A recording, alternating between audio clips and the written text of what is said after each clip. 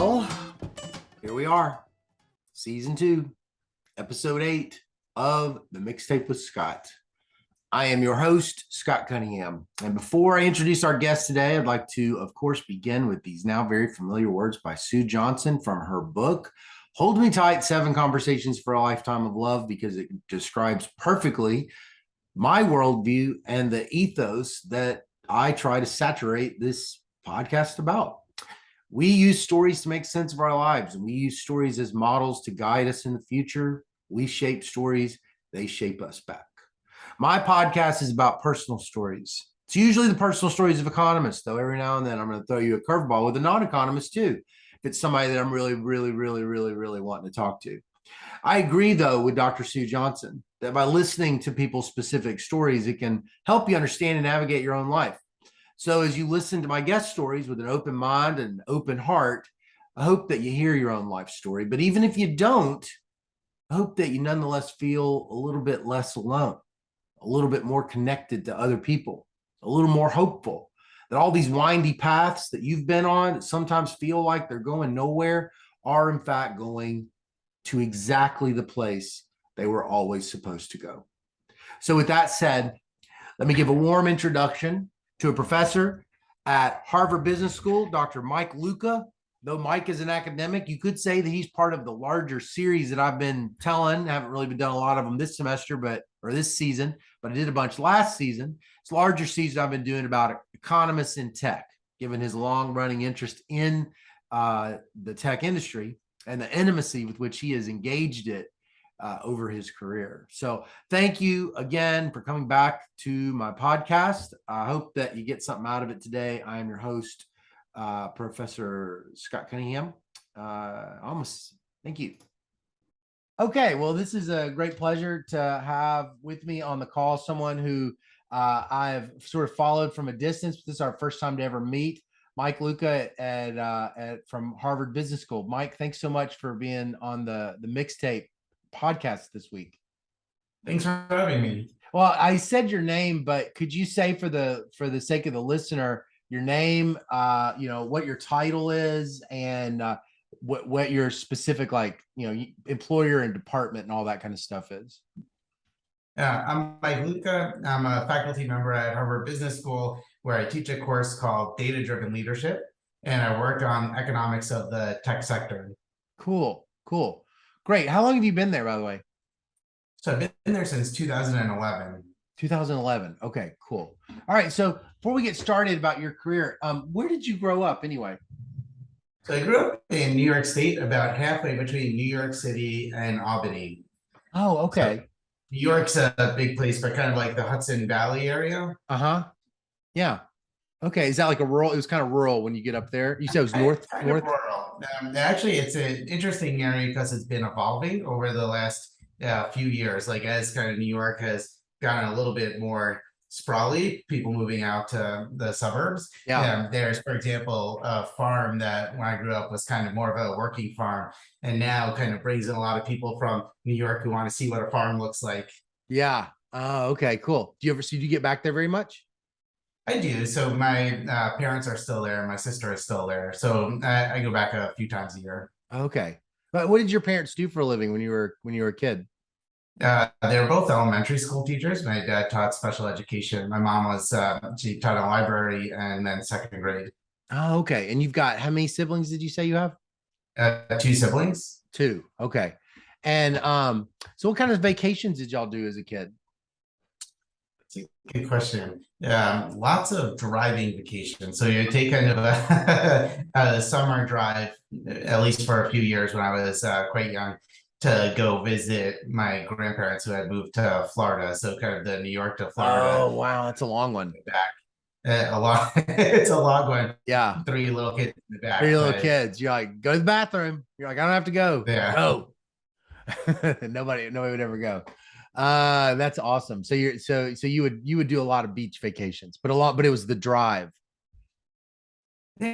Yeah. So the drive is the most, looking back on it, the drive is kind of the most salient part. I didn't see my grandparents over there. It was the excitement for me as a little kid, and then get back. But yeah. What were your interests as a kid? when you were like little? And so when I was a kid, I guess they were varied. So when I was really young in elementary school, like I was interested in all sorts of things, like I guess usual kind of suburban hanging out type of stuff. But I played soccer, not well, but I played and enjoyed it. At school, uh, I was interested in learning about kind of bits and pieces of history or uh, kind of social studies. I don't know that I was a superbly academic kid, but I liked reading. And then when I got a little bit older, I was into books like The Hobbit. Mm. Then I got into some Stephen King and other types of. So I like kind of fiction books, but more on like the personal front than on the academic front. Yeah. So you were like, yeah, the Stephen King and so you were just you liked the kind of the fantasy fiction and mystery fiction kind of stuff. I did. Yeah, I definitely went through periods for that. Then in high school, kind of usual. So I went to high school in the mid late 1990s, right? So you can imagine the type of music that Yeah. two sort of dominant sets Right. of music there, and I like both of them. But Yeah. Yeah. Yeah.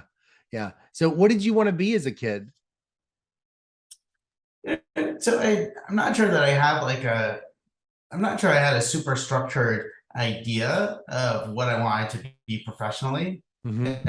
I didn't actually know. I didn't think about things like, oh, where do I want to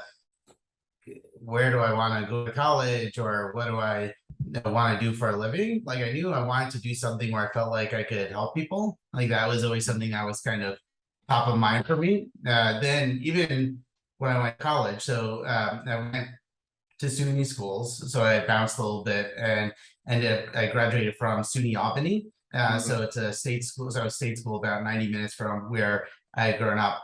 And Yeah. there, actually, I didn't know that I wanted to study economics. I had been studying, so I had decided that I wanted to be a math major. Mm. And there I can become interested in math. And I was also interested in business. So actually, I remember kind of just doing some of my own searches, trying to figure out what are the types of jobs somebody could do if they learn some math Yeah. and if they want to also engage with the business world. And I actually found actuary as a job that kind of got high on my list. So when I was in college, I interning as an actuarial analyst with Cigna, which is a large insurance company, and was thinking about applications of statistics, and I guess now what you might think about is data science types of ideas, Right. but applied to insurance products. So after that summer, I got interested in the career. Both for me, it seemed like a job that was I sort of like the toolkit. I like kind of this intersection of doing stats related work, but in a businessy type of context. So that worked well for me. I was interested in these applications in business, so I wanted to give it a try. I also was interested just in a job where you could work directly out of college. So just kind of financially, that worked well for the situation I was in at the time. So decided to give that a try. And while I was taking my math courses, I took a couple of economics courses at SUNY Albany and really liked them, and decided to take some more. And then ended up just chatting with a couple of professors there and developing some connections with them around like the field and different questions that economics was being used to answer, and was intrigued by that. So ended up being a double major in math and economics, but then still went and worked as an actuary after undergrad. What was it? Do you remember what it was? The first impressions of economics that you had that made you like it? What were the ideas, or what was the stuff? And how did it make you feel when you? Well, Yeah, it's like, go ahead. Yeah, no, it's a great question. Like there were a few things that I really liked about it. I liked some of the clarity it brought to ideas that I was having. So I remember in a microeconomics course that wasn't using calculus, but that was showing things like marginal revenue, and you could sort of see what the connection was. And then in an offline discussion with the professor for the class, I had sort of drawn out some of those connections. And I just thought it was neat that you could sort of formally model some of the ideas that were intuitively appealing, and then think about how you could start to make sense of things that you see in the world. And also became interested in, I guess, like then it would have been what, like, I guess, applied micro theory type ideas had gotten me interested, thinking about the problems that could occur that might stop somebody from spending efficiently, right? Or investing as much as they might want to in education, right? So what all these barriers were. So those are all super exciting ideas for me. And I like the idea. I guess it was some of the same things that got me interested in going into business with stats type stuff. I felt like economics was similarly at this intersection of thinking about data, thinking about models, but then also thinking about problems in the real world. So both kind of actuarial work and economics felt like venues where you could do that. Right.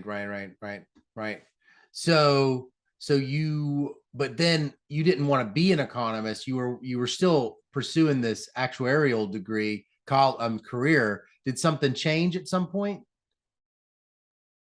So it's funny. I had a professor who had suggested going to grad school. Now, part of this was just I didn't know what grad school was. I didn't know kind of what that might look like. So I didn't have a whole lot of information about that. And also just pragmatically, as an undergrad, the idea of going to school for 5 more years without kind of a salary or without kind of like a full salary to support myself felt very daunting. Right. So I remember talking to the professor, can you give me a little bit more insight into what grad school looks like? What kinds of things you do? Do you mainly teach? Do you mainly do research? Like what does that life look like? And that was maybe my senior year in college where we kind of had that discussion.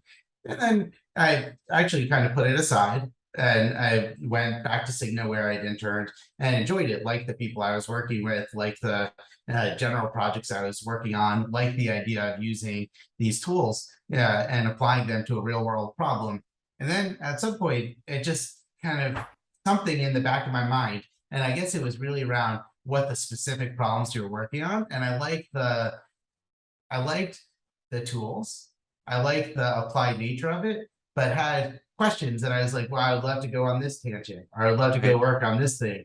And it wasn't kind of it didn't really work in the setting of my day-to-day job, because all these questions ended up being outside of the stuff that I was working on. So I called up the professor and I remember kind of chatting with him, like, can we talk a little bit more about what it would look like to apply to graduate school? Like, what do I need? And then I learned you need these recommendations, you need to write a statement, you need to pick a set of schools to apply to, and then you'd have to take the GRE, kind of getting all that in order. And in parallel, I had taken a couple of the actuarial exams, some of which covered economics, which got me re-excited about economics as a discipline. And I decided to give it a shot. So I actually switched jobs at the time because I thought, maybe another job where I could find a problem that's more targeted to what I'm interested in, that would kind of fulfill the intellectual need, like the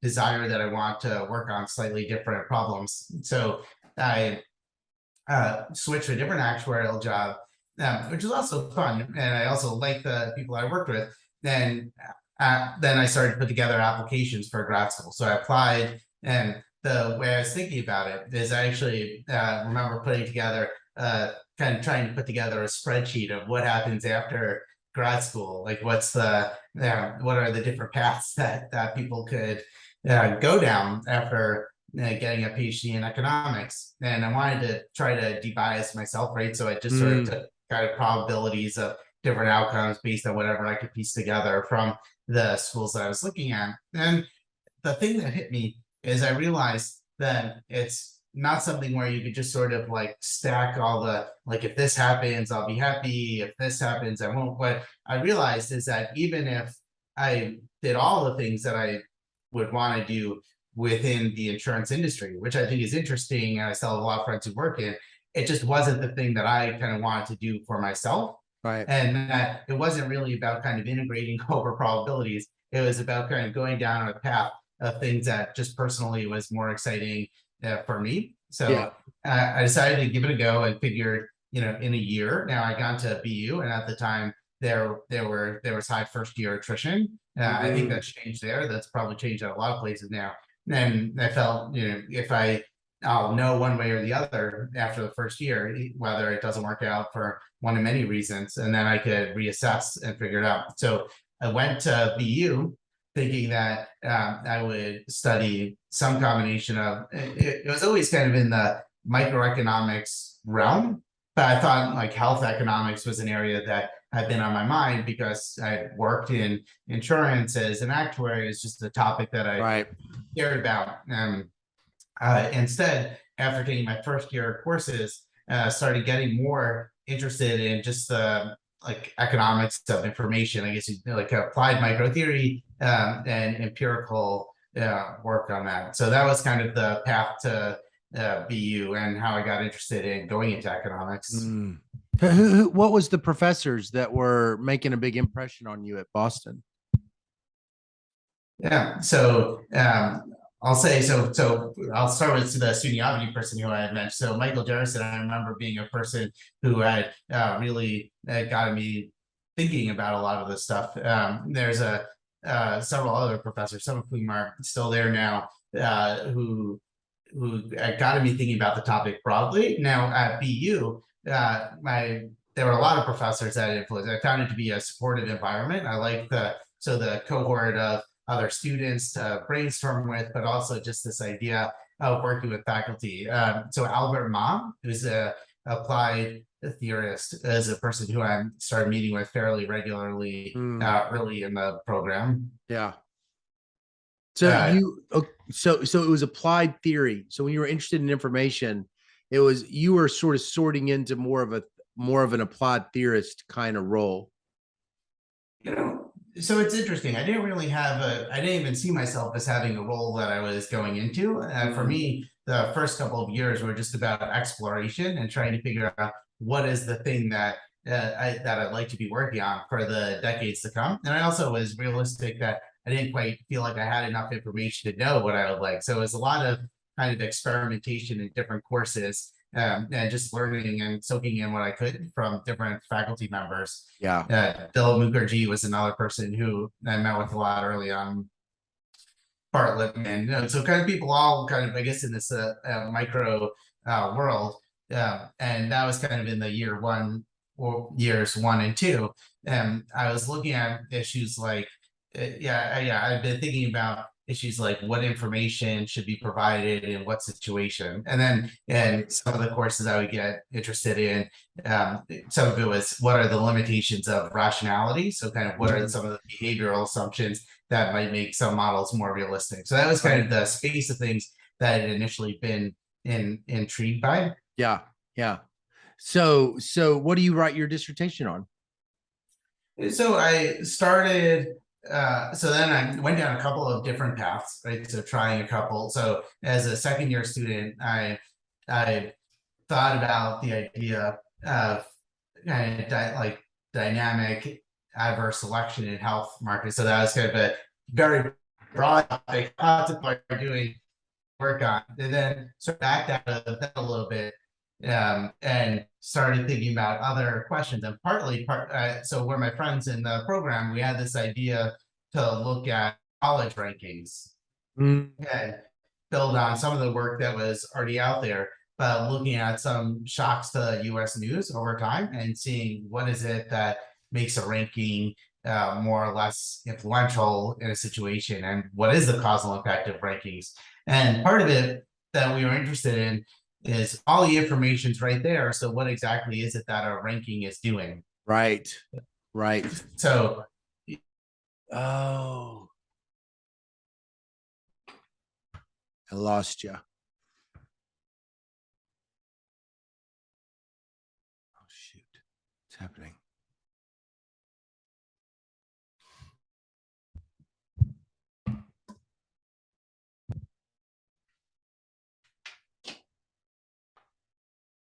on college rankings. I lost you for a second there.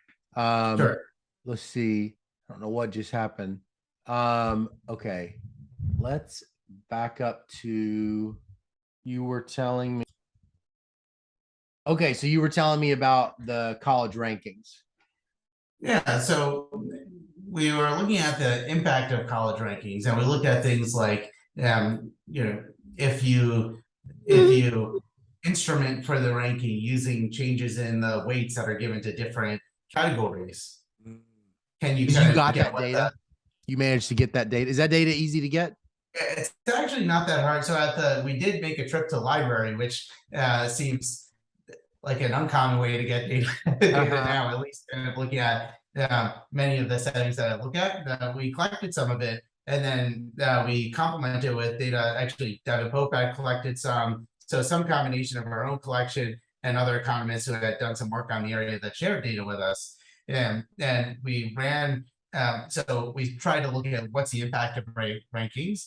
And there you might still say, well, there's some learning going on. Maybe people are inferring from the weights because US News has done research on what the weight should be, and maybe that evolves over time. So then the final thing we did is actually looked at change in which US News had expanded the rankings. So from the top 25 to top 50, and they had already been listing the top 50 with not all the underlying information, but like the main things that they're looking at. So we were interested in when you switch it from 1 to 25, but the next 25 listed alphabetically, what happens to demand at schools 26 through 50 when they go into the rank order? Oh, so it used to be they were alphabetizing 26 to 50, and then They they were switch, and then they brought alphabetizing. them into the ranking. Yeah, and the weights Oh, were there, and kind of the main category information was there. So you can't kind of perfectly do this, but you can get kind of enough insight yeah. into how you construct it. So we were thinking at the time, I remember, if you really wanted to, if you really thought that it was the weights that had all the information, then somebody who's trying to apply it would kind of go through and just do the math and figure out what the Yeah. school is. But we saw that kind of switching it to the rank order with them applying the weights and providing the ranking had an impact on the basically the demand for schools 26 through 50 after that got Oh, introduced through the 1 that's through so 25. interesting. Wow.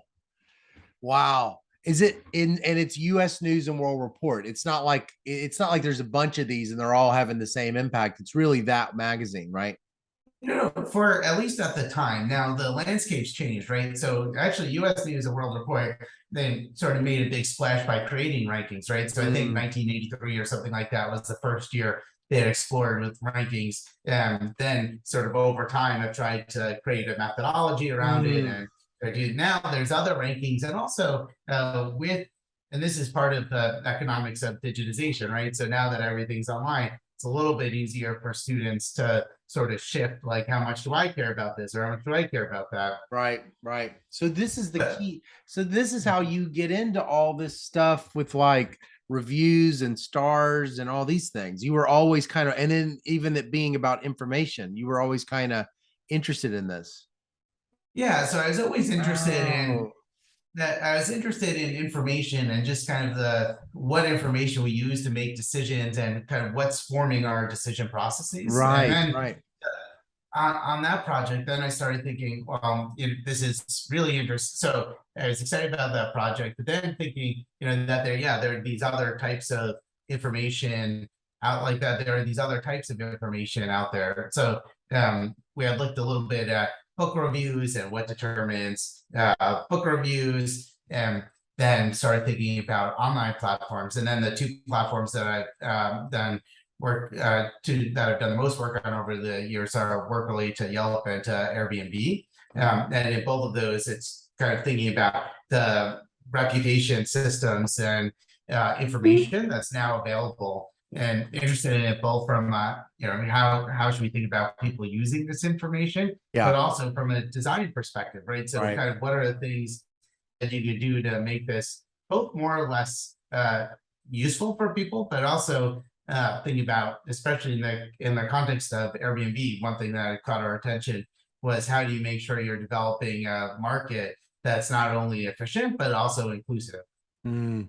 So you had that like theory background. So like moving into this market design, like you could have just been one of these causal inference people, finding you know, rounding of stars and kind of just like doing more reduced form stuff. But you had this like kind of broader, you had this background in theory. I bet that did that make this transition thinking about Airbnb and these online, basically online marketplaces sort of become even bigger like than just the information?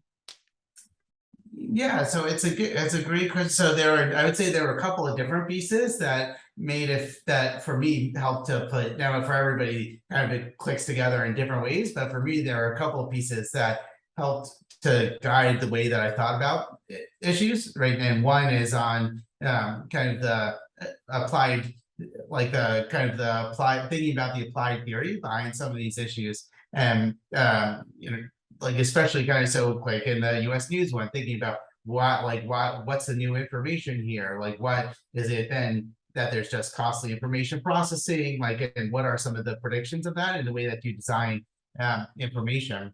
And I guess for me, theory and behavioral economics got me thinking, well, actually decisions that you may think are not that important, if you thought everybody was a perfect information processor and everybody was perfectly unbiased, might be pretty important in practice. Then the other part that I would say did shape me is like I think from my even from my work as an actuary, I was always interested in how these things kind of manifest in the field. And I think I had worked a couple of years before going back to grad school. So I was interested in applications more broadly and Yeah. applications in what's a manager going to do with this information. Even when I was a grad student, I did some kind of side projects where I continued working at an insurance company, helping to work on live projects they had. So it's Yeah. always kind of an itch that I had to say, kind of here's the question, here's the theory, here's kind of what data you might be able to look at and the types of questions you might be able to answer. Yeah.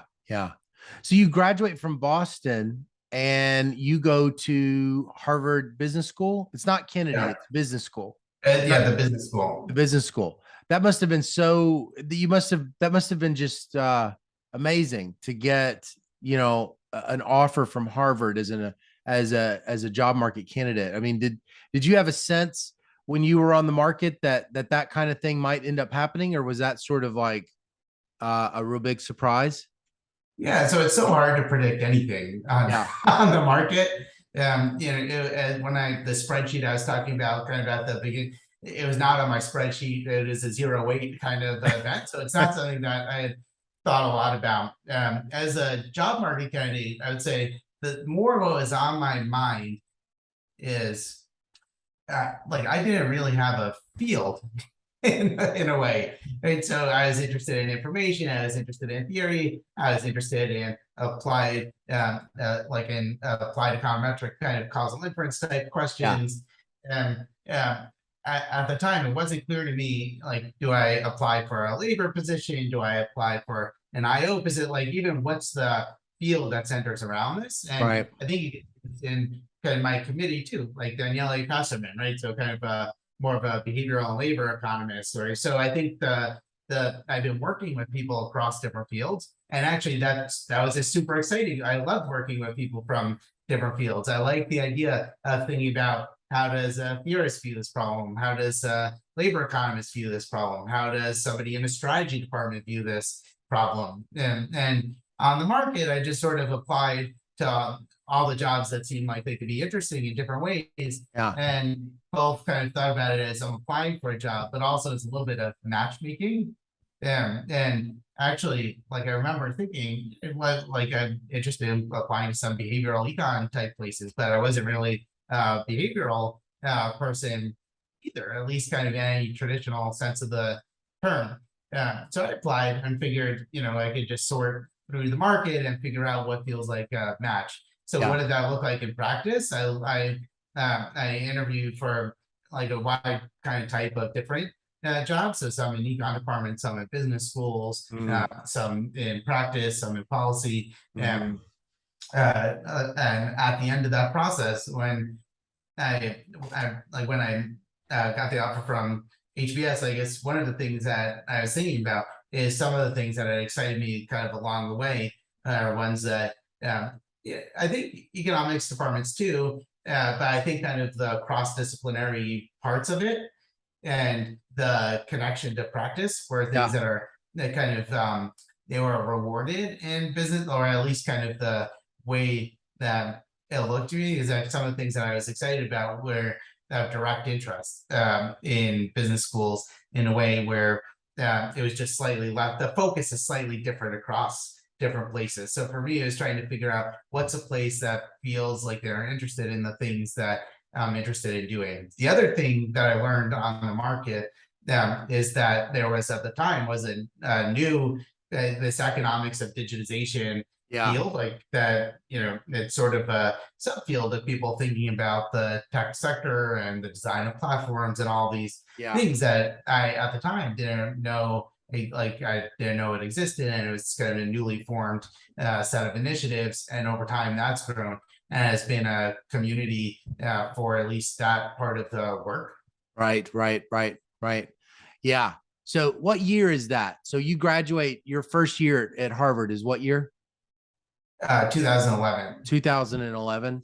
Yeah.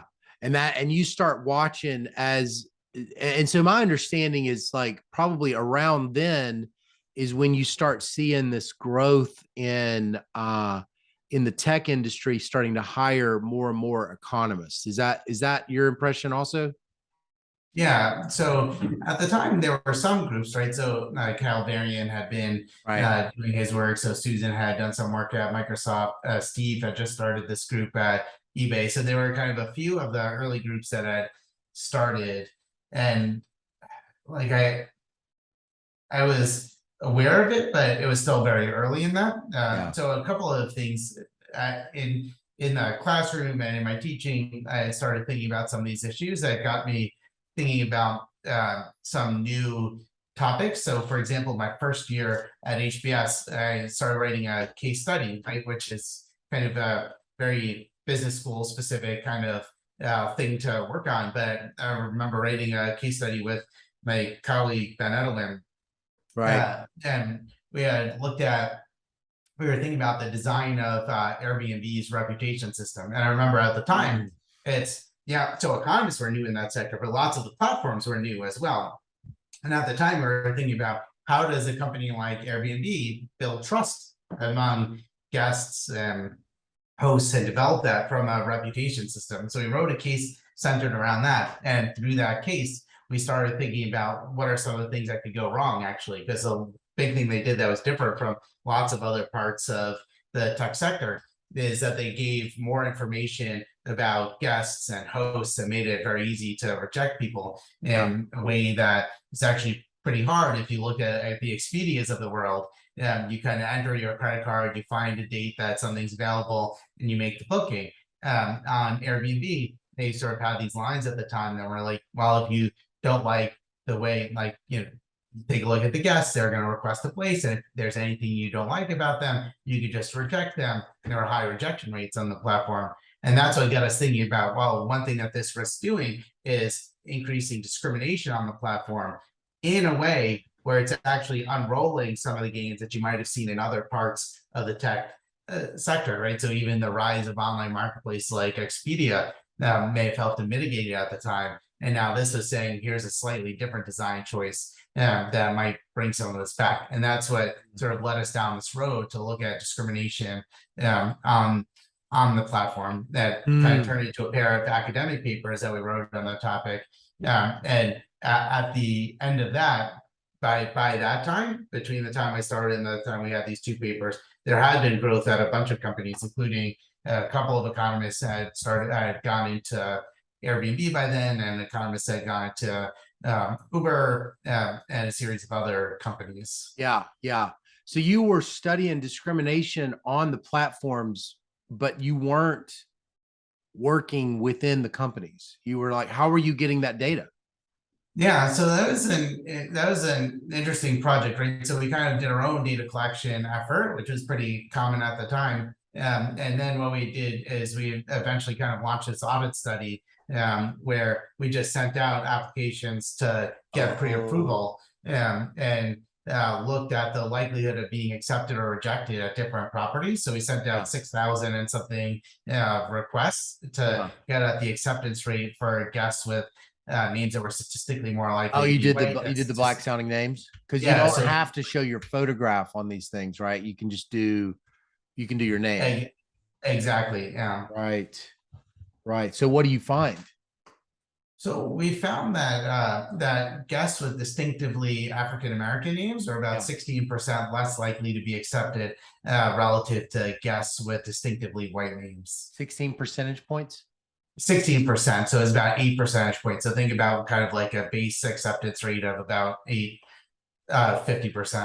Huh. 16% less likely to get a callback, less likely to have them approved. So What's the process? What's the process that goes through with Airbnb? So at the time, the process was that you would submit, so you would kind of say, is the place still available or not? And then the host had a couple of options. They could pre-approve you, in which case you could just kind of proceed. They could tell you it's not available, or they could try to ask you for more information.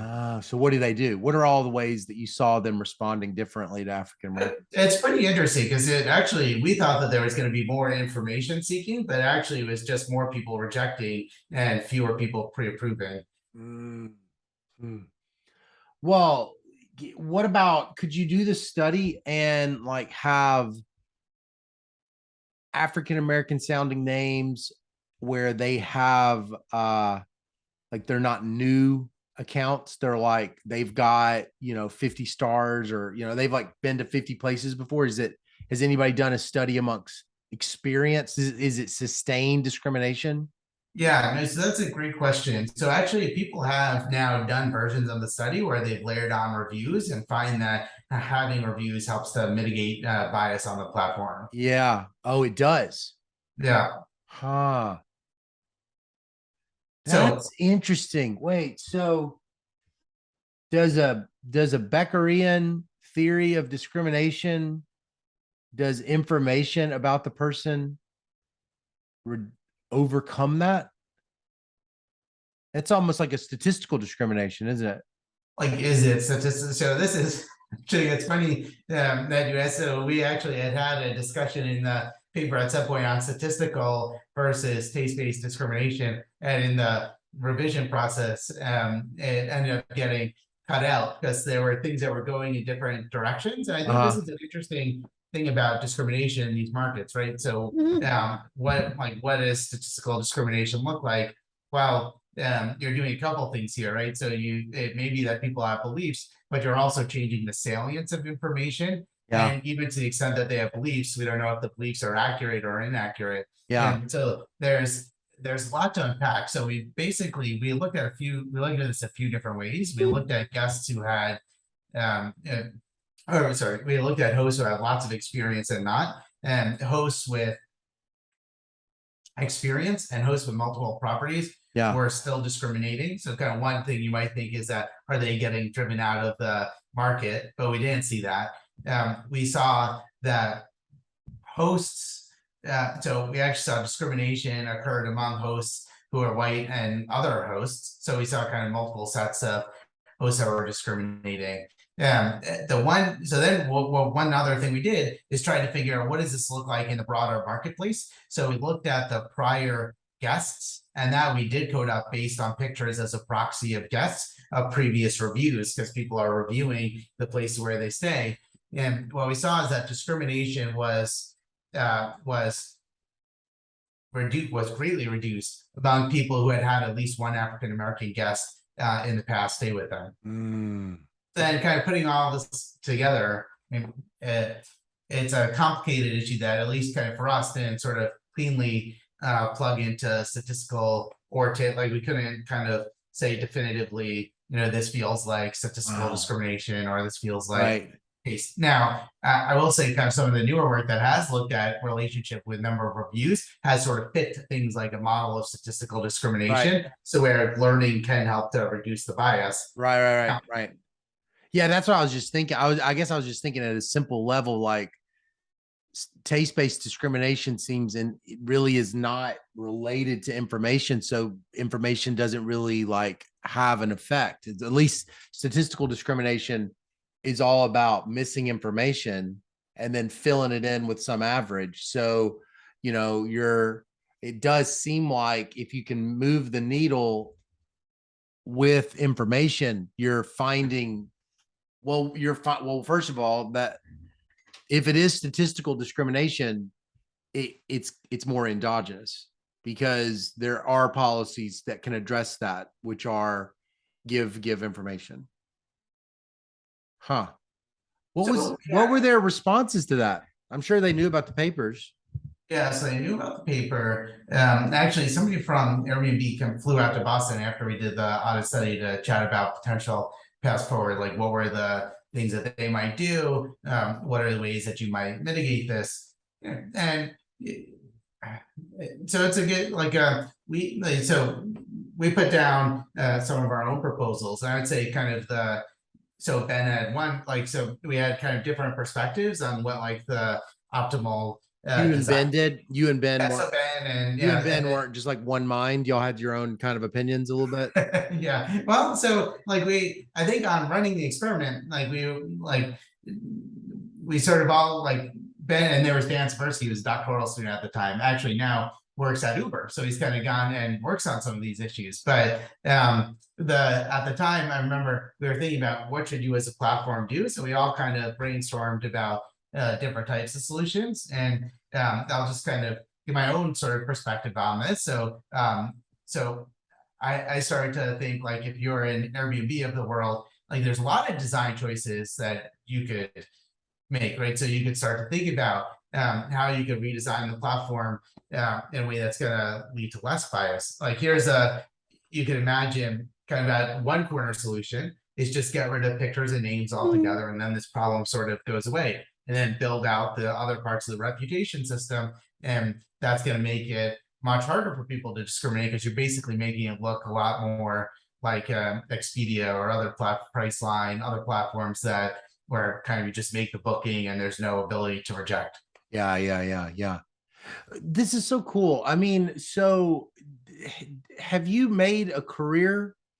This has been your career of have you just sort of gone all in on I'm really going to become an expert on the economics of maybe it's not quite digitization, but it's like the economics of these growing tech firms like that? Because I definitely see that over and over in your Vita.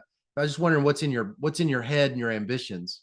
Yeah, so the thing that excites me is the idea of doing research where I could draw on economics, think about what does theory say, and help to contribute, hopefully, back to some of the theory to figure out what is going on here, where our models fit, where do we potentially need more models. Yeah. So I'm interested in research on this area, and I am drawn to areas where the research could have an impact on practice, where the question is one where I think that you can help to shed light on ways where business leader or policy leader could pick it up and start to think about well, what should we do differently now? And I will say, kind of in these settings, I think that there is room for economists to think about here's something that wasn't on their mind. So on that project, discrimination wasn't on Airbnb's mind at all. And once we wrote this paper in service to them, they came to Boston. We had dinner to talk about it. They went back and kind of thought about it. We thought about it. We put together an HBR article to figure out what are the levers we think they could pull. Can they reduce information? Can they nudge people to do instant booking? Can they have greater penalties for discrimination? And sort of weighing these different types of design choices through an economic design lens, but thinking more broadly about what the different disciplines say about how you might shape behavior and reduce bias there. And then ultimately Airbnb they put together a task force and incorporated a bunch of changes, including a lot of the things that have been on our agenda. And now you can see lots of kind of concrete changes they've made. So they used to have pictures of hosts listed on the main search page. Now they don't. Now you have to go kind of click through to see the picture of the host. You used to see the picture of the guest before you decide whether to reject them. Now you don't. You only see the picture afterwards. So I think that we're kind of mid-process on that one. But then zooming out from that project to more generally, I'm interested in I think that economics has a lot that it could offer to think about these questions, and especially questions that aren't already being kind of answered or answered the way that you would think to approach it in a business setting or a policy setting. I mean, with thinking about like Michael Schwartz was at Harvard and then he left to go to, and then Chris Nosko, I just interviewed him. He was at Booth and then he left for Amazon. You know, Steve Tadalis didn't leave. He like did some other thing where he goes and then comes back. And Susan obviously came back, but like I haven't spoken to someone yet who's so in the weeds of tech, active creative work, analyzing them, and that hasn't left, and so I'm curious, like what's keeping you from leaving? What would it take to make you leave? Yeah, so that's a good question. I think there's just so much that goes into somebody's decision, right? About kind of what's the right fit for them, where's the area where they could where they could have the impact that they want to have, right? So, and I definitely love working on kind of questions that will have a direct impact, and love kind of talking with people in business about how to sort of go from research to impact. I also think that for me, like there's things that excite me about staying in the classroom and about kind of staying with the research hat on. So this Airbnb project, like it's hard to imagine that would have happened if I had done it from within Airbnb. You almost had to do it. Why is that? It. How come you couldn't have done it from within? I think at least kind of where their head was at the time, I don't know that there was internal appetite for thinking about discrimination on the platform and what you do to fix it. But I think now, once the research is out there and we've sort of laid out like what does the path look like, I think there's a lot more appetite even from within Airbnb, where I know that there are people that are actively working on this and have been able to then be kind of a helpful outsider who chats about different options and different roads to go down. Right. So that I think is a piece of it.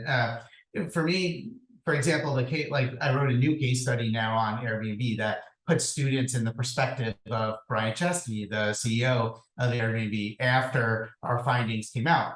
Now the day is going to focus around, you're at Chesky, what do you do?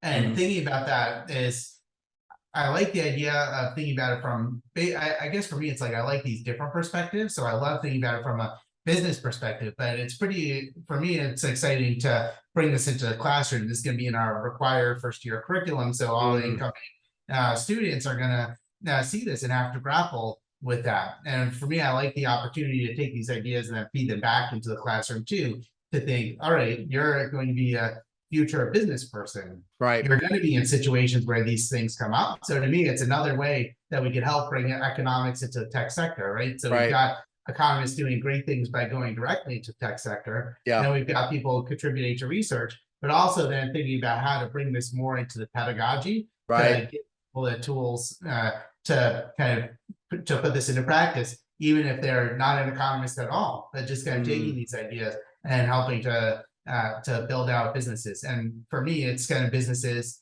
that, so I guess we're in a very small way, right? It sort of moved the needle on like thinking a little bit more about inclusivity of platforms, right? So kind of a goal of here's an area where you might do something a little bit differently. And that's an exciting thing for me as well. So for me, I haven't kind of opened or closed any one particular door, but I see kind of areas of excitement in every which way. So I think there's just lots of opportunities out there for economists who are interested in these areas. Yeah, but it sounds like you still kind of do love being a professor. Is that right? Yeah, so, you love being, you also, it's not just being an economist, you also love being a professor.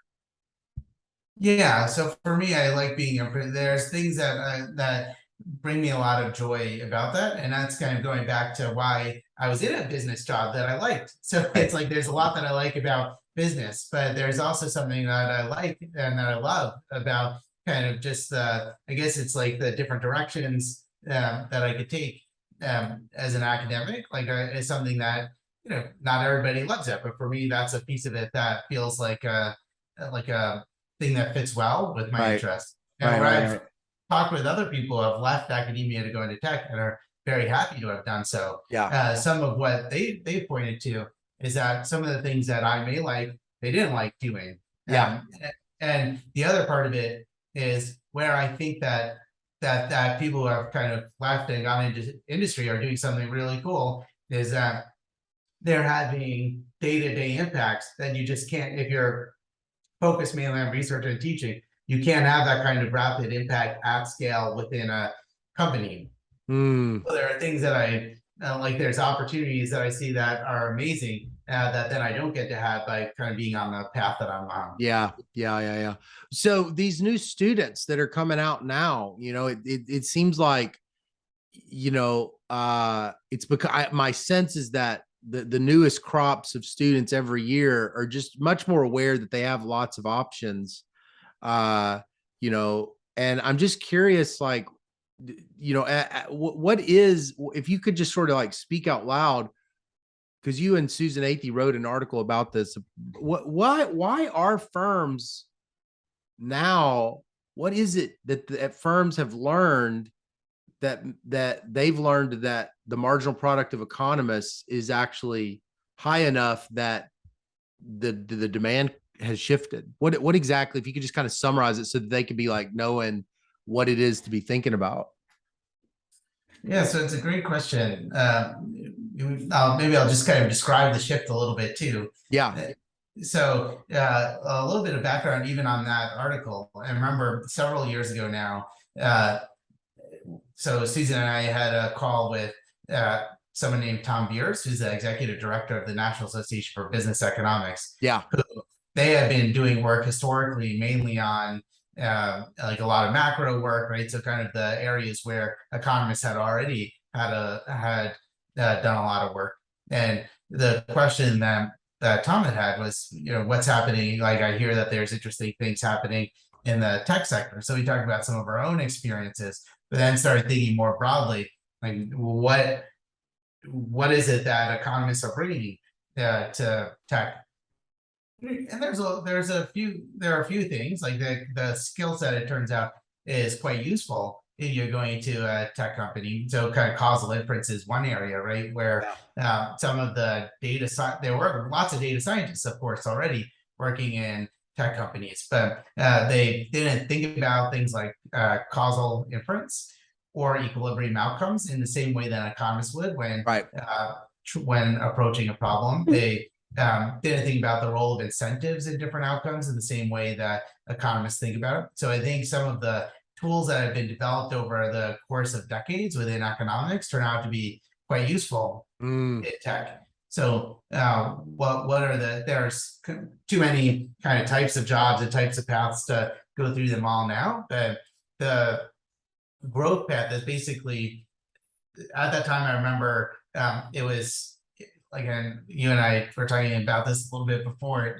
There was Amazon was hiring some economists, Google had hired a few economists, but there wasn't this kind of scale of growth within the industry. And over time, people were being brought in for a lot of applied IO type questions, and then some causal inference questions. And now they're going to areas as separate as kind of going into an HR group.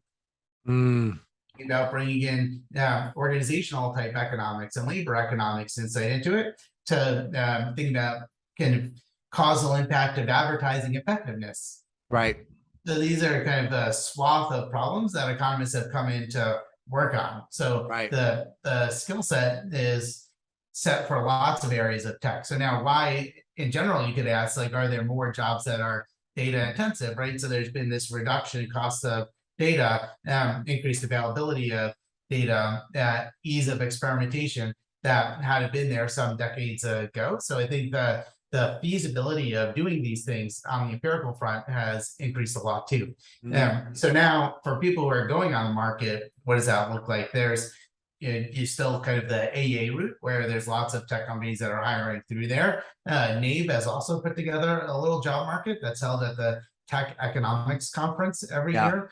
And there's other tech companies that get hired. So actually, So Susan and I had a role in helping to think about how to create and scale this annual conference. So one of the things we said is let's kind of figure out what kind of interest there is in this, and we could put this together and see what areas there are. So it talks about areas like market design, behavioral economics, machine learning, causal inference, industrial organization. So trying to take different swaths of the economics toolkit and help to create venues for people to translate what's happening in research into practice, and for people in research to see what's happening in practice. So that's kind of the goal of what the NABE Tech Conference is. Yeah, yeah, that's great. I mean, that seems like that's become. I was telling a student, from what I had heard, that the NABE, the NABE conference is, if you're wanting to get into tech, just going there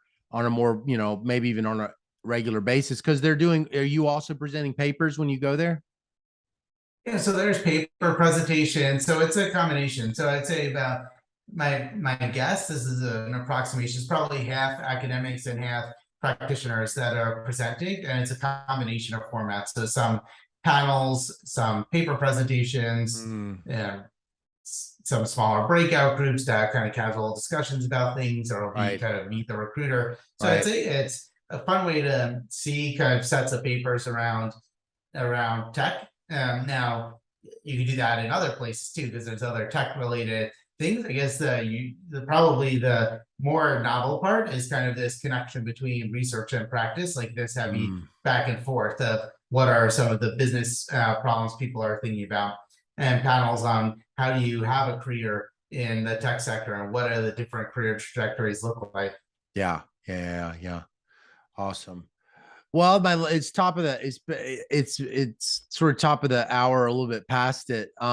Before we go, I was just kind of curious, now that you've been, an economist for a while, I was wondering, not necessarily what is your favorite paper or favorite book in economics, but what's something that you have found has just hung around it? What's an article that has hung around in your mind? You've noticed you reference it more, surprisingly a lot. So like I think about Michael Spence's job market signaling paper, way more than I would have thought. I think about it. It just seems like it's become just, a change the way I think about a lot of things. Is there any paper over the years that has just stuck with you like that? Yeah, so a lot actually. So that's a tough question. Like I would say a few come to mind as things that just kind of are always on my mind and I reference back to a lot. Actually, you just named one of them, which is just such a great paper that I think about in so many different settings. Some of the more recent stuff that I find I just think about a lot. So nudge, kind of, so the whole, like, so especially kind of the opening of it, but the basic idea of the book is one that I just kind of come back to in different ways. Because when I look at platforms, it's hard for me not to see kind of the platform as two things: the platform as a choice architect, the platform as a market designer. And if you think about those two literatures and like some of the papers that started with it, then that's really guided the way that I think about like for me, the big influence they've had is to get me to think more proactively about how platforms should be designed, rather than just kind of taking the design of the market as given. So I would say that those are ones that have really really stuck with me. Another one in the tech sector that like is exciting. So I like some of these papers that have shown areas where you can really have a big impact on a decision that people are making in an organization, like the Blake Nasco Tadelis, like, so the eBay ads. So this paper that is interesting to me, both the result is very interesting, right? But then what is interesting to me is also the fact that the company was making this, a large company that was running lots of experiments, that had lots of data, was still making this mistake. Right. So then when you think kind of how does the economics toolkit, and it doesn't have to be the economics toolkit, but kind of call it what you will, like the causal inference toolkit, and that one happened to be brought in by economists. Right. How can that help companies to think a little bit more clearly? They came in and sort of quickly surfaced and like kind of fairly straightforward experiment that gave them a lot of insight into a mistake they were making and how they could improve on it. Yeah. That's a great experiment and a great story, and the whole thing of it. I've interviewed both Chris and Steve, and hopefully I can interview Thomas at some point. But yeah, that's a phenomenal paper and really deep. It leaves you with a lot of thoughts. Well, thanks so much for giving me your time. I really appreciate us having a chance to talk and to just learn a little bit more about your life and your thoughts and things. Great. It was great to chat with you. Okay. Gonna see us through. Honey, you need me. Baby, I need